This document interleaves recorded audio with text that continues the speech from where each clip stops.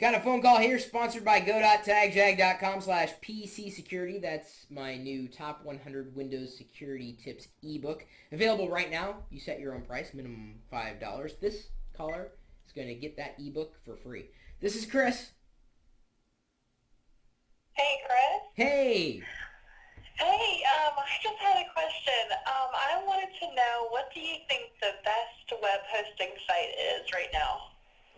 Oh, why do you ask these questions? Why?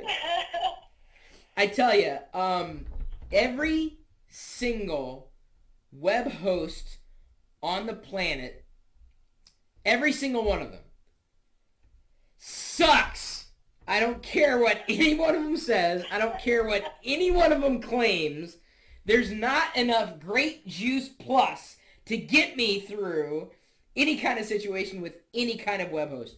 I have gone through more web hosts in my time online with my various websites, more than I care to imagine. And every one of them sucks. Every single one of them sucks. Sucks. I mean, I know you have no idea. And I tell you, here's why. This is why they suck. See, and people are going to tease out, URLs and everything. Currently, I'm with Atlas Networks here in Seattle, local boys, and for what they are, they do a good job. But here's the problem with most web hosts, if not all web hosts. Their skin's not in the game. And what I mean by that is this. Your website's up, it's running. Let's say you've got a website where you're selling stuff. Or maybe you have ads running on your site, meaning you're making money from your website, which is, important. Well, your web host isn't making money from your website. They make money no matter what. They make money even if you've misconfigured. They've made money even if it's down for one reason or another. The database has crashed or you misapplied some kind of software update. They don't care. Not a single web host on the planet cares that your website's up. They just don't. Their skin's not in the game.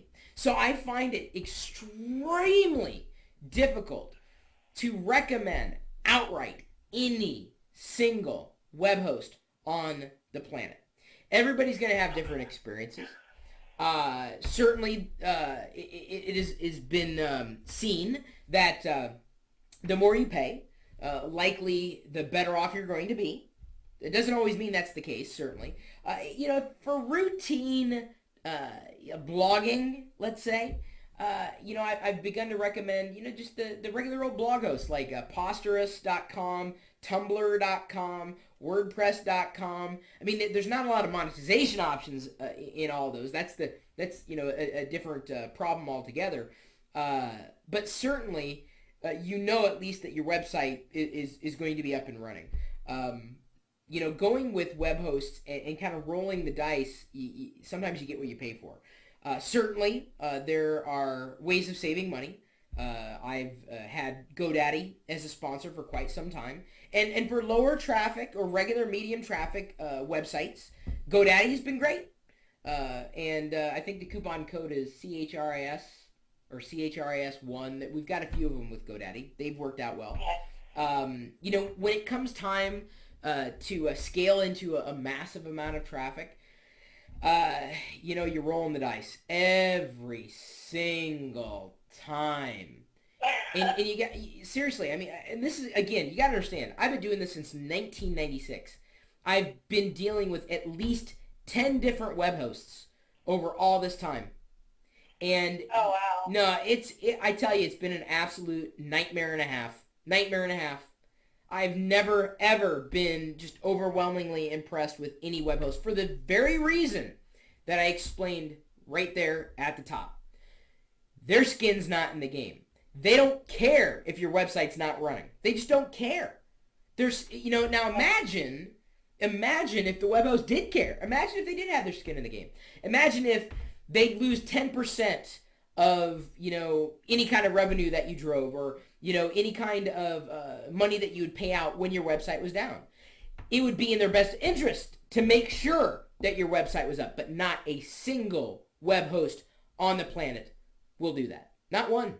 Certainly not one that'll scale with traffic. And that's after experience, dude. I mean, I tell you. And you know, but this is the thing. That's a pain point for me.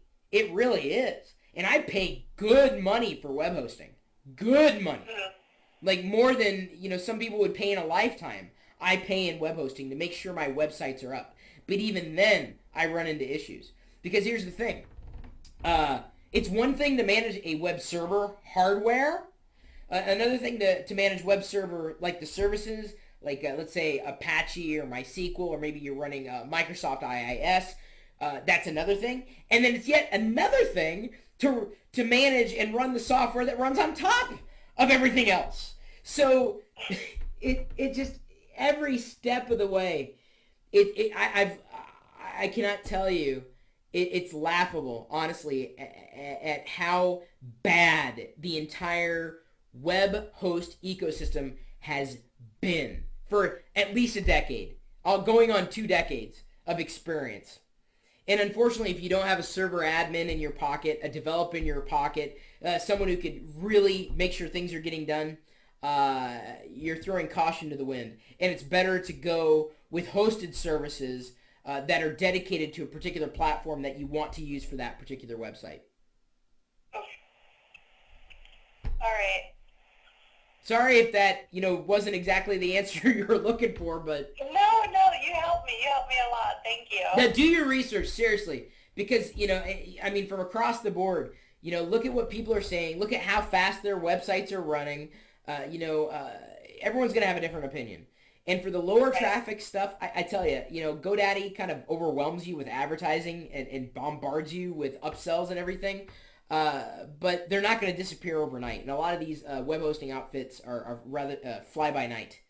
Because you don't know. I mean, they could disappear tomorrow. And everything that you've had with them, kind of goes up in smoke. So this is one of the reasons why I've, recommended for non-commercial ventures. Certainly the hosted blogging solutions, which will take care of maybe 90% of what you might need a website or a web host for in general. Okay. All right, well, thank you.